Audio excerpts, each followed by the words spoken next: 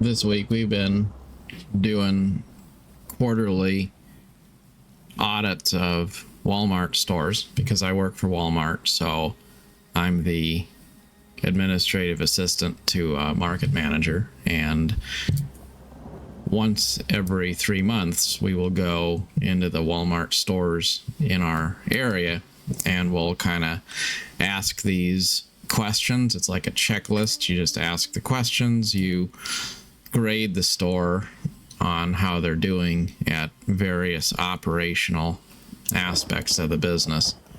And this really is not a particularly big deal.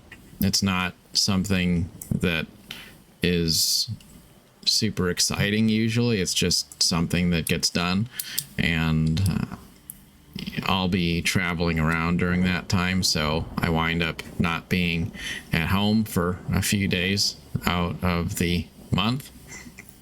And it's kind of fun to get out and see other stores and see other areas, and so it is what it is. But it's not really something that feels all that special.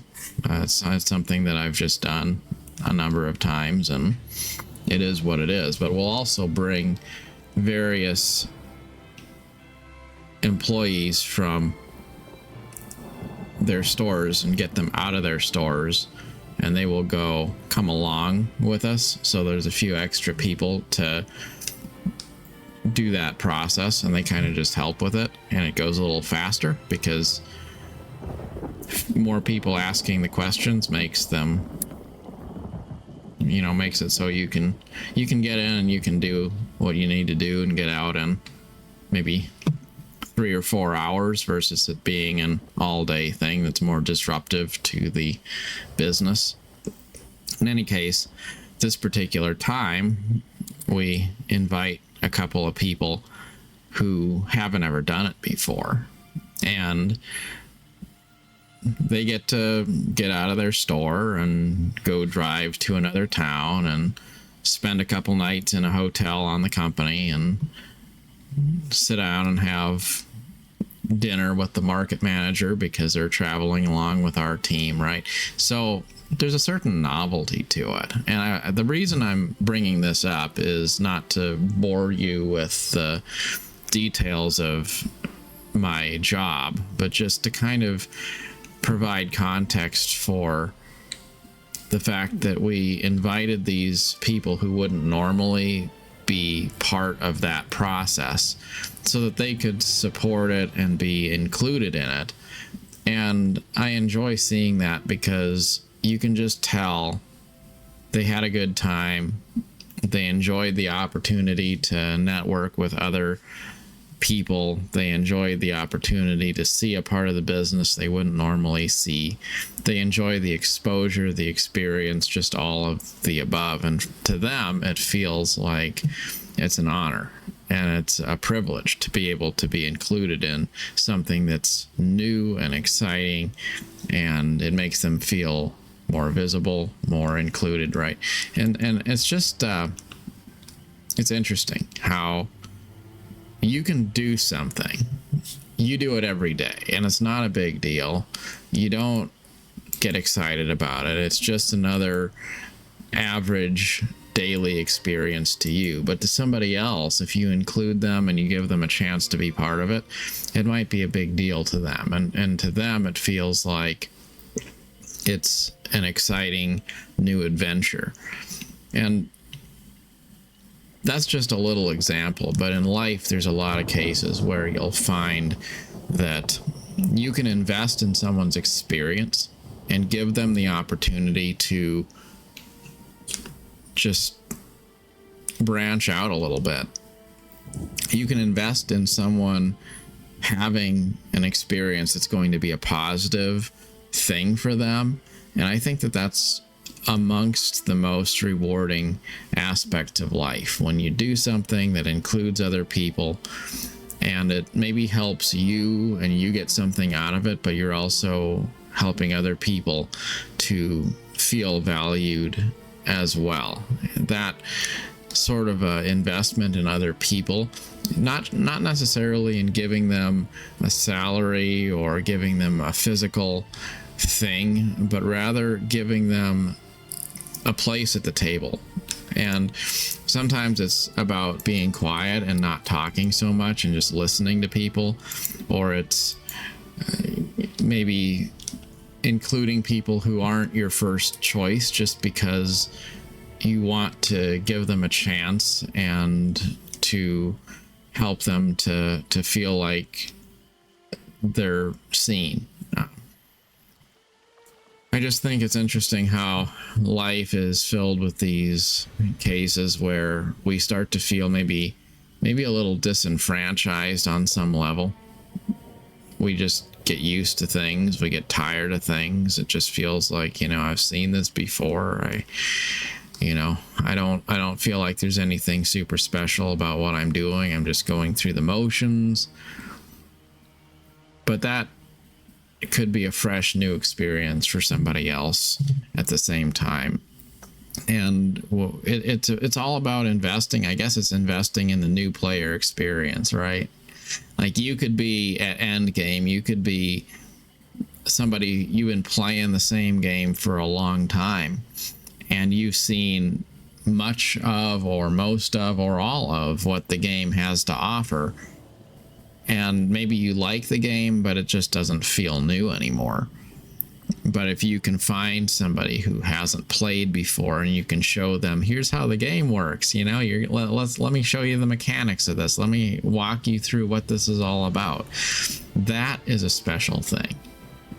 And then you're kind of living vicariously through somebody else, Like, you see their excitement, you see that they're interested in what's going on. To them, it's a new experience. And then you have the opportunity to get credit for being a conduit for their adventure, to help them segue into something that's new and exciting. And then as a result, the side effect is you see it through their perspective to some degree.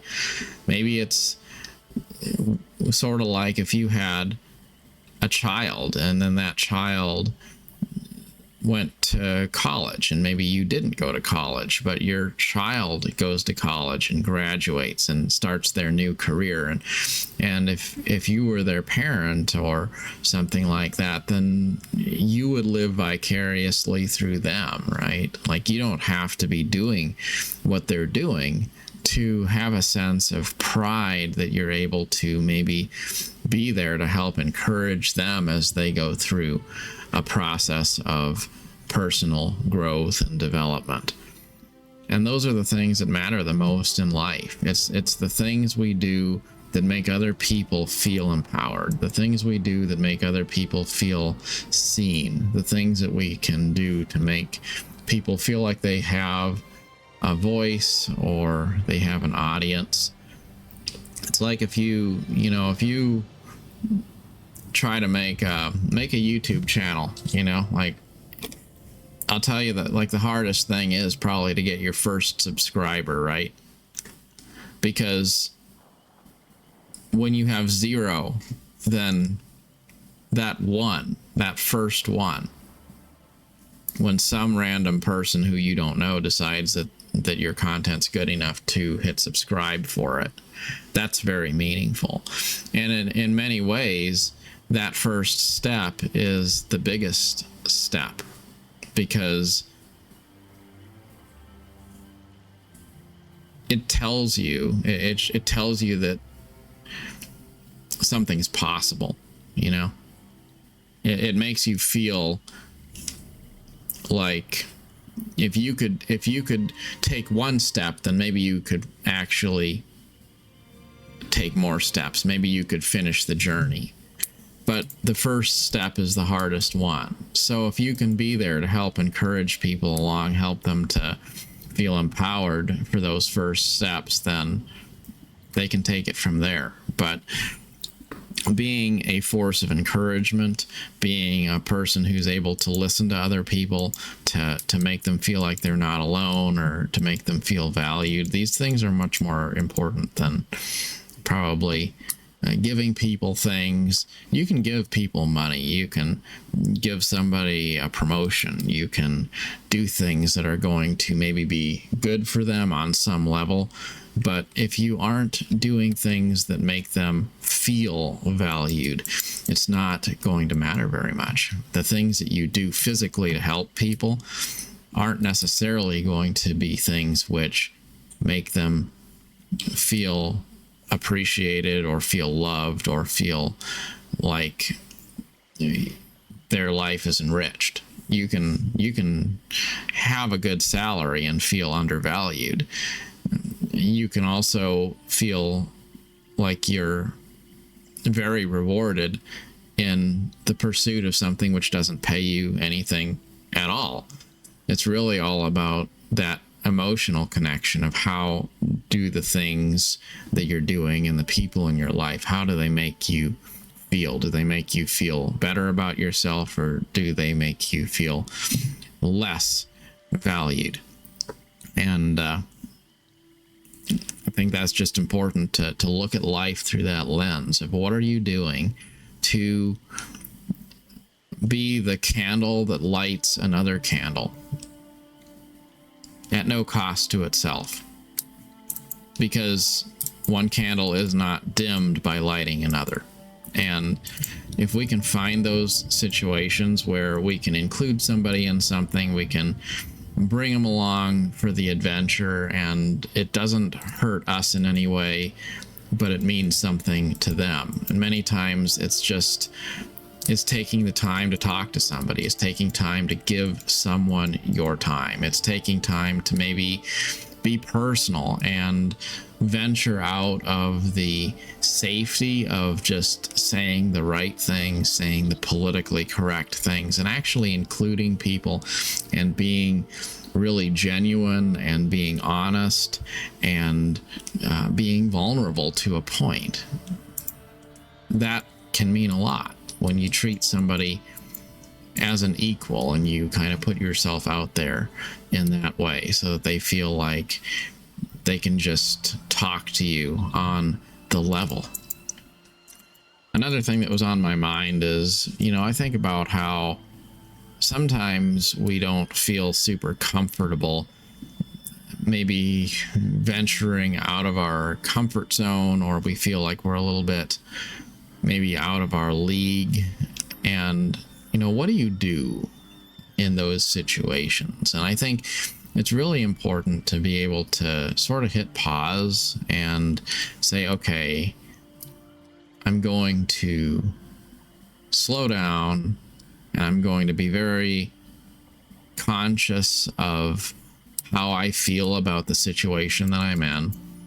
And then I'm going to kind of tell myself, I don't have to listen to every inner voice that I have telling me to hurry or rush or to be judging of myself, to really just kind of slow down, I guess, so you can speed up. When you get nervous, that's when you want to take action. You want to move forward. You want to say something to fill the space. And many times what you really need to do is learn that it's okay to have empty space. It's okay to communicate in a way that is perhaps not as eloquent or as detailed as you wish that you were, just so that you can have something to say and you try to communicate to the best of your ability. And I think simplifying things is really important, because sometimes we want to be good at what we do, and then when we're not, we judge ourselves, or we sort of get a sense of paralysis because we're just afraid. We're afraid of what other people are going to think of us. We get self-conscious, and then that blinds us to the simplicity of just being authentic and not really necessarily worrying about how you're going to be perceived. Being authentic with people, it goes so far, because most of the time we go through life with our guard up to some degree. We're always thinking, how do I say what I need to say in a way that's going to protect me from liability? How do I say things that aren't going to get me in trouble or offend somebody, or maybe put me in a spot where they will judge me or think that I am not qualified in some way. Like we think all of these things, and the truth is, the less you worry and the more you just are honest with people and say exactly what's on your mind, and don't worry. Like, sometimes people think that you're amazing, sometimes they're going to think that you're stupid or out of touch. Like, it doesn't necessarily matter. Just do your best to communicate to the best of your ability. And sometimes when you are not overthinking things and you keep it simple, you actually produce a better result. Like, I think about going back to the work thing as an example. If somebody doesn't know how to audit a portion of the business to determine whether it's functioning the way it's supposed to, you don't have to necessarily know everything to be an auditor of a process, because you can always just find someone and say, hey, I don't know everything about this, so I need you to walk me through the steps and help me learn as we go. And you put other people on the spot, and then you don't have to know everything to be able to get the gist of something. I remember when I was still a teenager, I went to this place where there was a lady that needed her yard to be taken care of, and so I would do yard work for her and get paid.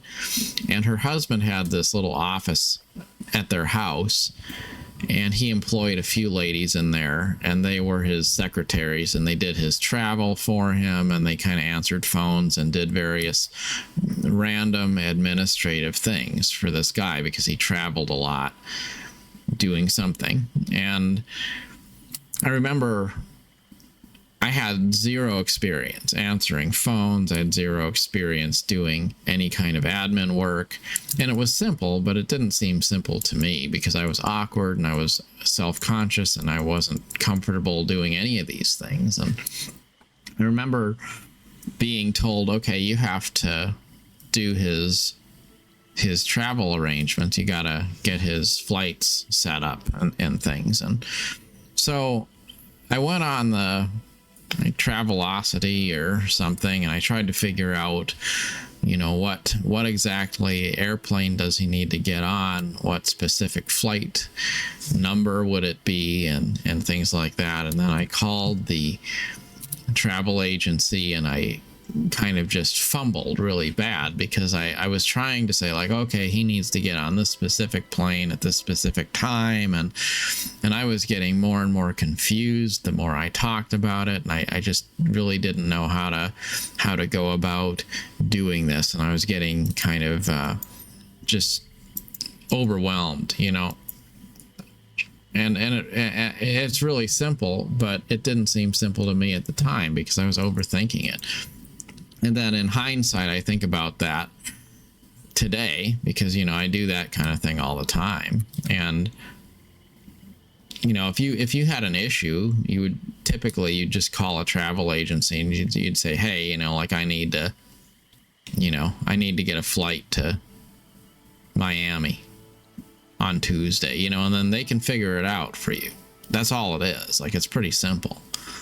But if you're trying to overthink it and you're trying to micromanage every aspect of the process, then you can become easily overwhelmed, and something that's small and simple and you don't need to lose sleep over it can be something that's kind of paralyzing and frightening and something that makes you feel like you are out of your league. And sometimes it's not about just knowing everything, it's more about just maybe not being so worried about the small details and not making it about yourself, and just kind of telling people what you need them to do. And there's many times in life and in business and things where you could just find the right person and say, hey, can you take care of this for me? And they'll take care of it, and that's it.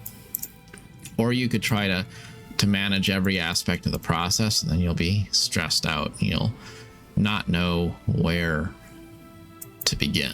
I remember the first time I had a direct report. I had someone who was going to be my associate to work for me in an area, and it wasn't that big of a deal. I was a department manager of cosmetics area in the Walmart store at that time. And I remember there's this girl, and she was going to be my associate, so I would have to tell her what needed to be done. And I had never had a direct report before, somebody who would, I would outrank them and I would tell them, here's what needs to be done. And so I took that pretty seriously. It seemed like a big deal to me. And I just remember telling her, like, here's exactly what you need to be doing. Like, my plan was to kind of plan out every single step she took, basically. Like, I was going to plan out her day end to end, because I needed to maximize productivity and make sure that the added labor that was available was being utilized in the most efficient way possible. And of course, I was totally overthinking it. And really, all I needed to do was just say, hey, here's a few basic things that need to be done, and then, let her figure it out, because you don't have to hold people's hand every single step of the way. People can figure things out, but if you haven't ever managed people before, that's a lesson that you have to learn. But all in all, I guess it just boils down to, how do we tie all of this together? All of these points I've kind of been babbling about here, and I think it all boils down to not making everything about yourself. If you're trying to be an auditor of a process, it's about answering the questions. It's not about proving that you're an expert in the field. If you're managing people, it's about giving them clear guidance of what you need them to do, and then trusting them to get the job done, not managing them in a like a helicopter parent sort of a situation. If you are including people in processes, oftentimes the best way to do things that are meaningful is to look for ways to include people in a way that makes it not all about elevating yourself. It's about really just realizing that you are there to serve. And when you have an attitude of just trying to make other people's life better, when you're trying to invest in other people's success, when you're trying to be unpretentious, and you're not afraid to ask questions, you're not afraid to tell people the truth and call it like it is, however you see it, then a lot of things start to open up. And when you make what you're doing not all about you, I think it gets both easier to address things that are complicated in a simple way, because you don't have your own ego getting in the way, right? And then you also wind up getting the benefit of having other people's buy-in more, because if people feel like you're investing in them, they're more likely to try to put their best foot forward and do their best for you. But if you're micromanaging people, if you don't trust them, if you make everything all about you, then suddenly at some point you realize that you have the burden of everything directly on your shoulders, and you don't have people rooting for your success. You have people celebrating your setbacks. So learn to be humble, learn to put other people first, and learn to not make everything about yourself. And finally, look for opportunities to be a light to others, a light that essentially makes other people's lives better while also serving your interests. Not that you sacrifice your best interest for someone else, or you give them something just because you think giving other people things is the right thing to do, but that you give people good experiences in a way that enriches them and also enriches you. You know, I like to collect a lot of random things that I just think are cool. Figurines and books and other things like game collectibles, just different things that I think are cool. And, you know, I always like to get more stuff if I can. But then I also think about how, you know, I would think there'd be nothing more cool than to eventually find, you know, somebody else to pass those things on to. So when I'm old and my life is over, you know, somebody else who's younger and more enthusiastic could inherit the collection, you know, and have those things, you know.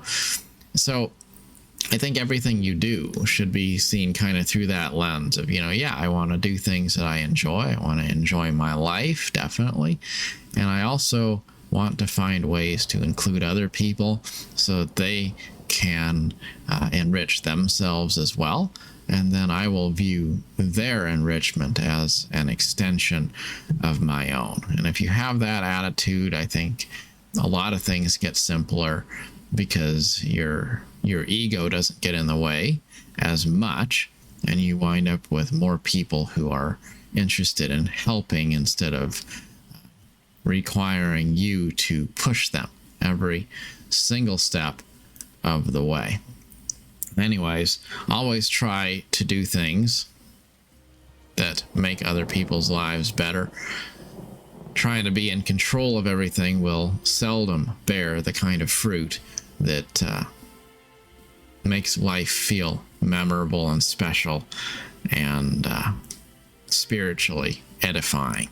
But if you're always trying to make a difference in people's lives in a positive way, well, you know, that counts for more.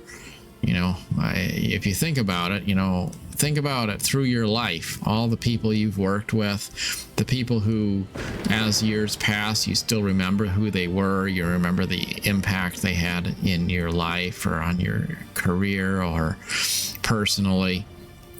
You know, there's people we forget and you don't even remember them at all after a while. And then there's people whose names you remember for years to come. And in the end, it's not who did the most. It's not who was the smartest. It's not who was the most expertly in their field. It was who made you feel the most valued, who made you feel included or heard or empowered, who was that. And those are the people who you remember. So always try to make that your first priority, to be a person who's worth remembering because you value others. And there is a difference between acting like you value others because that's the right thing to do, and actually valuing others because you view their success as an extension of your own. And if you can learn to see that, then, well, suddenly life gets easier when you're seeing things through the lens of trying to build up a team of people versus trying to just be at the top yourself. Always try to be a light wherever you go. Anyways, good luck on your adventure. Till next time. Thanks for watching.